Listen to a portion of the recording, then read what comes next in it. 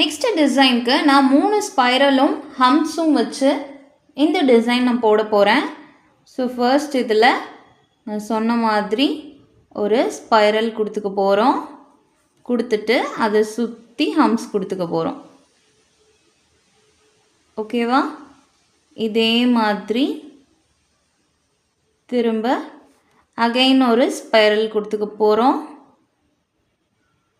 கொடுத்துட்டு இதை சுற்றி அகைன் ஹம்ஸ்.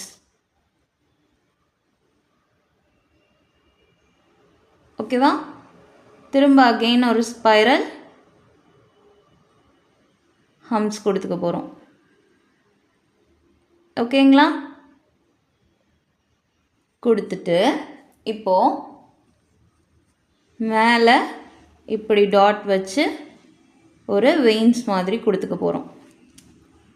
ஓகேங்களா?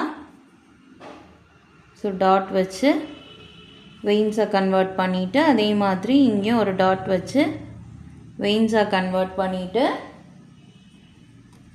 இந்த மேலே உள்ள இந்த ஸ்பைரல் கொடுத்து ஹம்ஸ் கொடுத்துருந்தோம்ல, ஸோ இதுக்கும் கீழே உள்ளதுக்கும் இப்படி டாட்ஸ் வச்சுக்க போகிறோம். ஓகேவா?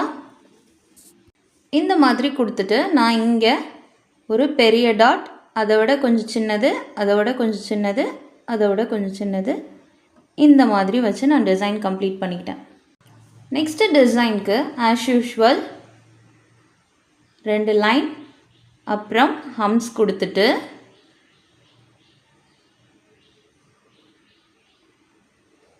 இதே மாதிரி மேலே கொடுத்துருக்கோம்ல, இதே மாதிரி இங்கேயும் கொடுத்துக்க போகிறோம். ஸோ 2 லைன் போட்டுட்டு கீழே ஹம்ஸ் கொடுத்துக்க போகிறோம்.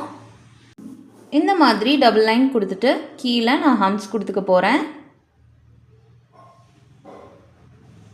இப்படி ஹம்ஸ் கொடுத்துட்டு இப்போது இந்த சென்டரில் நான் இப்படி ஒரு லைன் போட்டுக்க போகிறேன். போட்டுட்டு 2 பக்கமும் வெயின்ஸ் கொடுத்துக்க போகிறோம். ஸோ வெயின்ஸ்க்கு ஒரு லைன், அகைன் ஒரு டாட், அகைன் ஒரு லைன்.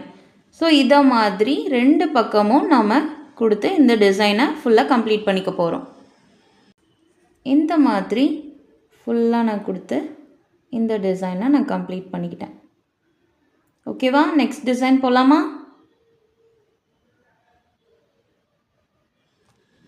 நெக்ஸ்ட் டிசைனுக்கு இப்படி 2 லைன் கொடுத்துட்டு மேலேயும் கீழேயும் ஹம்ஸ் கொடுத்துக்க போகிறோம். நடுவில் இங்கே ஸ்பைரல் கொடுத்து நான் ஹம்ஸ் கொடுத்து டாட் வச்சுக்க போகிறேன். இந்த டிசைனோட